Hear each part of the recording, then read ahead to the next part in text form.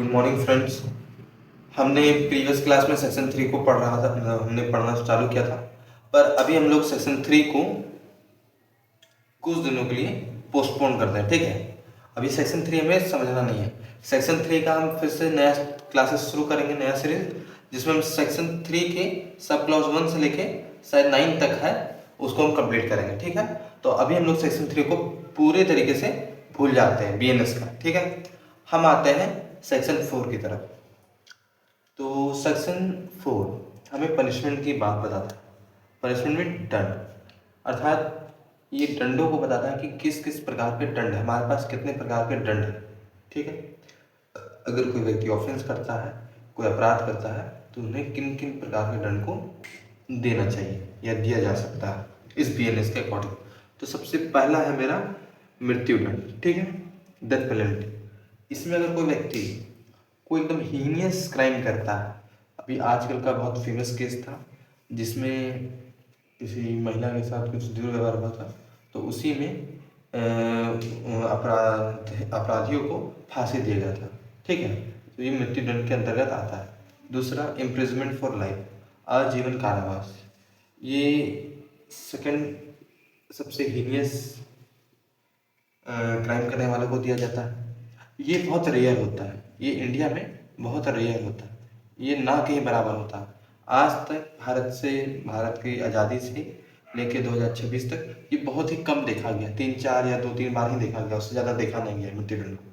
आजीवन कारावास ये थोड़ा माननीय है, मानवीय है, तो इसे आजीवन कारावास दे सकते हैं। जो बहुत ही ज़्यादा बड़े ऑफेंडर है, हीनियस क्राइम, उन्हें लाइफ इम्प्रिजमेंट दिया जाता है, आजीवन कारावास, यानी उनके जीवन तक, जब तक उनकी मृत्यु नहीं हो जाती तब तक उन्हें कारावास में ही रखा जाता है। अब आते हैं इम्प्रिजमेंट। ये इम्प्रिजमेंट कई वर्षों का हो सकता है, 20 साल, 30 साल, 40 साल, 2 साल, 3 साल।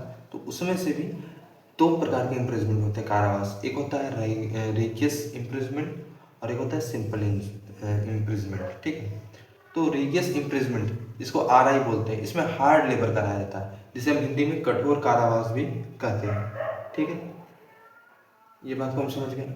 अब ये इसमें होता ही है कि जो बहुत बड़े ऑफेंडर है, जो बार बार एक ही क्राइम को बार बार रिपीट कर रहे हैं, जो रिपीटर ऑफेंडर है, उन्हें इस प्रकार के पनिशमेंट को दिया जाता है, जिसमें उन्हें हार्ड वर्क करवाया जाता है, हार्ड काम करवाए जाते हैं, लेबर करवाए जाते हैं। उसके बाद आता है सेकंड में हमारा साधारण।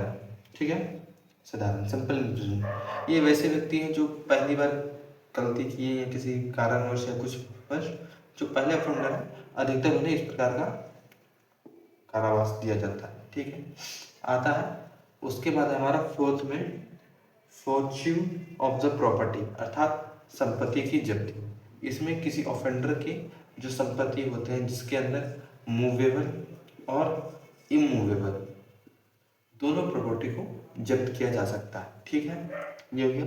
फाइन, जुर्माना। ये जुर्माना तो जानते हैं, फाइन लगाना, पेनल्टी। ये जुर्माना पैसों का होता है। ठीक है, इसमें पैसे लिए जाते हैं और ये कितना भी हो सकता है, 1 रुपये से लेके अनलिमिटेड तक ये हो सकता है। ठीक है, इन्फिनाइट तक ये हो गया। अब आते हैं बीएनएस के जो पहला एक्ट था, मतलब इससे पिछले का आईपीसी।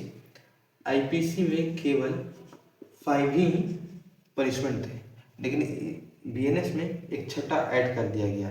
ठीक है, इसको याद रखिएगा, बहुत इंपॉर्टेंट है ये चीज़ कि इसमें छठा इम्प्रिजमेंट को, छठे पनिशमेंट को ऐड किया गया है, वो है कम्युनिटी सर्विस, अर्थात सामुदायिक सेवा।